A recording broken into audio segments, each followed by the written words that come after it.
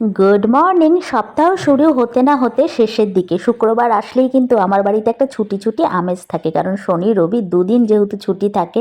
কৌশিকে তো বাড়িতে রাঁধো বাড়ো খাও মুভি দেখো, বিকেলবেলা একটু স্কুটি করে বাইরে বেরোনো হয়, বেশ ভালো লাগে। মানে আজকে বিকেল থেকেই বলতে পারো একদম পার্টি পার্টি আমাদের মুড চলে আসে। আর আজকে না ওকে বানিয়ে দিয়েছিলাম মিনি ধোসা, সব কিছুই তো ছিলই, যেহেতু আমরা ডিনারে ধোসাই খেয়েছিলাম তাই ব্যাটার ছিল, সাম্বার ডাল ছিল, আর এই দুটো আমি বানিয়েছিলাম। ব্যাটার তো কেনাই ছিল, জাস্ট ধোসার মধ্যে না আলুর পুরটা আমি বানিয়েছিলাম আর তার সাথে সাম্বার ডালটা আমি বানিয়েছিলাম। আর যে চাটনিটা, এই সাদা চাটনিটা, এটা না কৌশিক বানায়, ভীষণ ভালো লাগে কিন্তু এটা এটা বাদাম নারকেল ছোলার ডাল অনেক কিছু থাকে, আর ওর হাতের নাই কিছু কিছু জিনিস এতটাই স্পেশাল যে সেগুলো আমি কিন্তু কখনো বানানোর ট্রাই করি না। আর ধোসা আমরা দুজনেই খেতে ভীষণ ভালোবাসি। এই ব্যাটারটা আছে, রেখে খাওয়া যাবে, একদম ফ্রিজের মধ্যে রেখে কিন্তু যখন ইচ্ছে বানিয়ে খাওয়া যায়। কৌশিক অফিস চলে যেতেই আমি বানিয়ে ফেললাম নিজের জন্য 1 কাপ চা।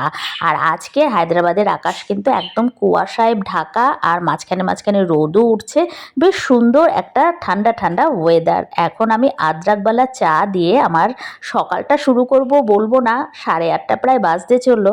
এখন আমার একদম মি টাইম চায়ের সাথে, আর সাথে টিভি।